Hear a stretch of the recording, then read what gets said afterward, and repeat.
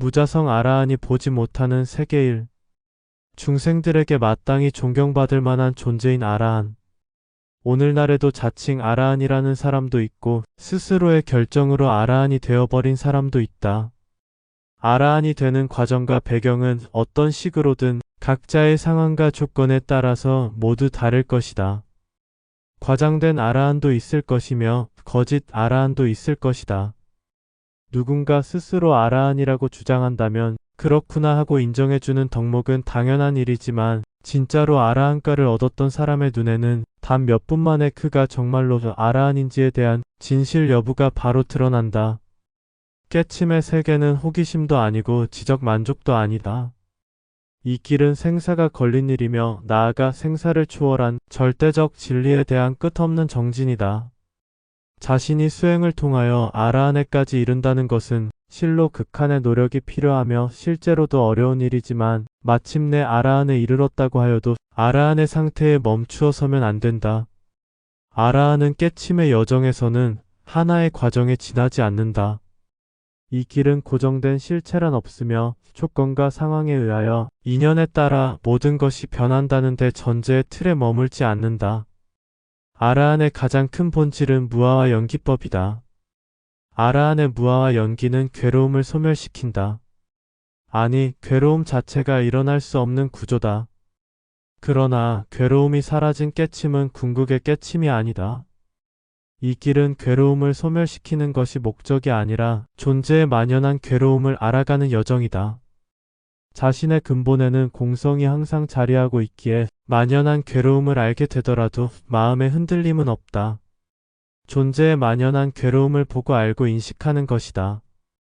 자신을 아라한이라고 하면서 존재에 머무르려고 하는 사람은 자신을 속이는 거짓 아라한이다.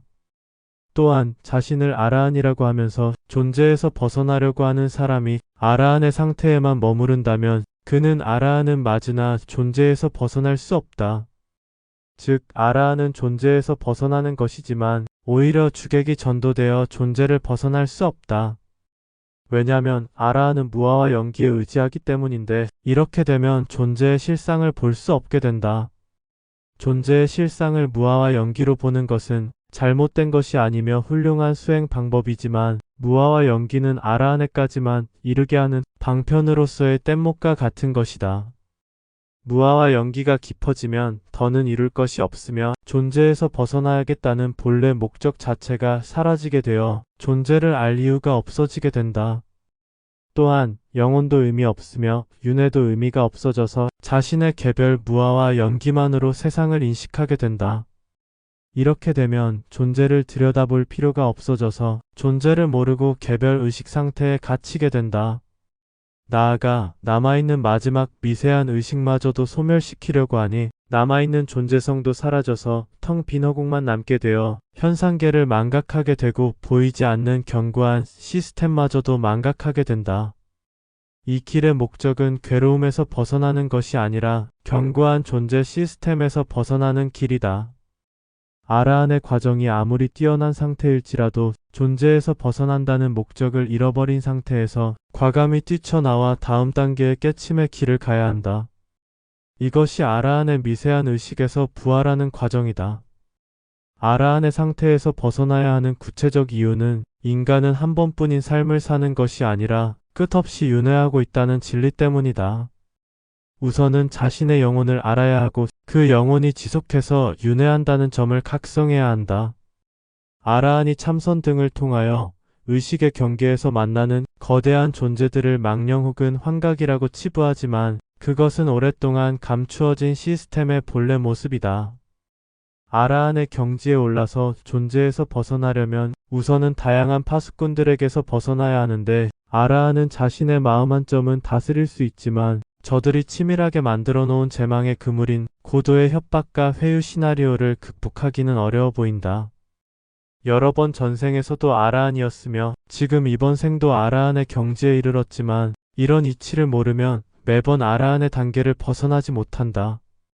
비유하자면 불교라는 거대한 함선을 타고 항해하면서 전쟁과도 같은 화두에서 살아남았으면 이제는 배에서 내려야 한다. 즉 아라한의 경지에 이르렀으면 불교에 매이지 말아야 한다. 자신 스스로 붓다가 되어 붓다의 잊힌 사상을 스스로 보고 알아서 만들어야 한다. 이는 종교를 만들라는 말이 절대로 아니며 스스로 마지막 관문을 넘어서는 깨침을 얻으라는 말이다. 마치 유마경에 나오는 제가자이면서도 아라한의 경지를 확실히 뛰어넘어버린 유마 거사처럼 말이다. 유마 거사와 그의 딸과의 대화를 보면 죽음을 맞이하는 순간도 눈 깜짝할 사이에 아버지와 딸 모두가 육체를 벗어버린다. 만약 자신이 아라한이라 자부하고 있다면 언제 어느 때고 죽음에 대한 두려움 없이 오히려 죽음을 반기며 육체의 옷을 손쉽게 벗을 수 있는지에 대하여 자문해 볼 필요가 있다. 이것이 가능해지려면 존재를 탐구하는 방법이 제일이다. 존재 시스템이란 거대한 푸졸이라는 것을 알아야 한다. 아무리 알려줘도 이해가 안 되기에 스스로 존재를 탐구해야 하지만 완전히 자신의 것이 된다. 그래야 어떠한 미련과 집착도 없이 존재에서 벗어날 수 있으며 이번 생에서 완전히 끊어버릴 수 있다.